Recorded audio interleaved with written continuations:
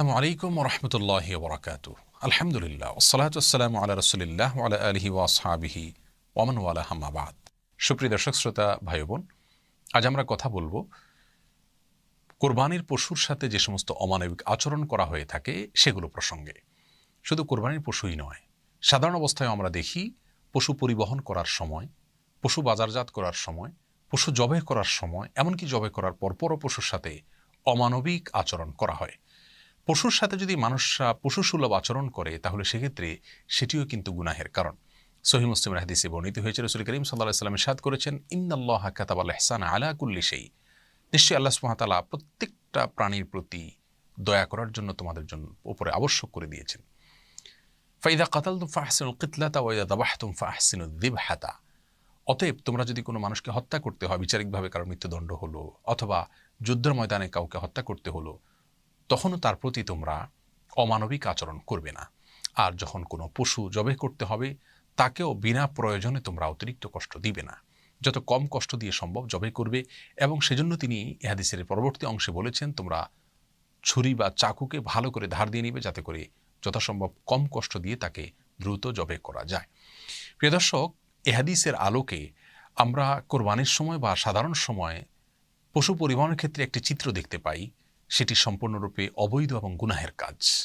আর সেটি হলো, আমরা জানি যে দেশের প্রত্যন্ত অঞ্চল থেকে অনেক সময় 10, 12, 15, 20, 22 ঘন্টা পর্যন্ত কোনো কোনো ক্ষেত্রে পশুকে ট্রাকে দাঁড় করিয়ে রাখা হয় এবং কোনোভাবে যেন বসতে না পারে সেজন্য দুই পায়ের মাঝখানে বাঁশ বেঁধে দেওয়া হয়, যে পশু বসতে গেলে তার কষ্টের কারণ হবে, পশু বসতে গেলে জায়গা বেশি লেগে যাবে অথবা অন্য পশু আঘাতপ্রাপ্ত হবে বা ব্যবসার দিক থেকে ক্ষতি হবে বা ট্রাকে অল্প জায়গায় বেশি পশু উঠানো যাবে।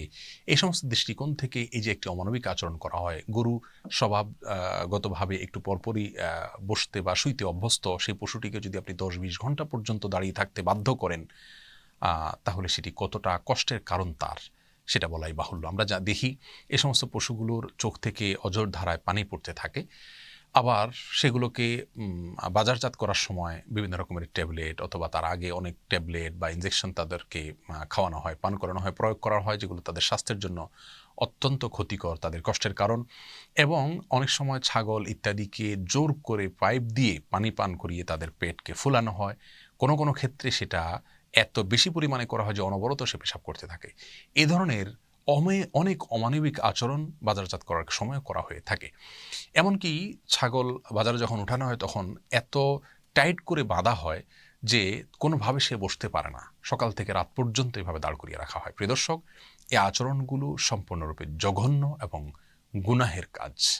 সেই সাথে পশু জবাই করার সময় পর্যন্ত দেখা যায় যে অনেক সময় কসাইরা সেটাকে খোঁচাতে থাকেন বা চাকু ভালো করে আগে ধার দেওয়া হয় না, অনেক সময় পচানোর প্রয়োজন হয়, যা পশুর কষ্টের কারণ হয়।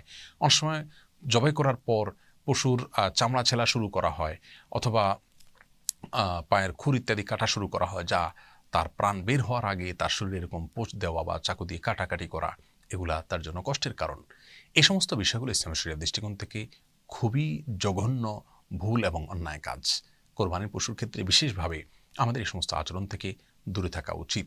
আপনি যে পশু জবাই করে আল্লাহ সুবহানাহু ওয়া তাআলার সন্তুষ্টি চাচ্ছেন, সেই পশু যদি পরিবহন থেকে নিয়ে বাজারজাত থেকে নিয়ে জবাই করার সময়, জবাই করার পরে সর্বক্ষণ তাকে যদি অযাচিতভাবে আপনি কষ্ট দেন, তাহলে কোনোভাবেই কিন্তু আপনি আপনার রবকে সন্তুষ্ট করতে পারবেন না। এই জন্য এই বিষয়গুলোর প্রতি আমাদের বিশেষভাবে সাবধান হওয়া উচিত।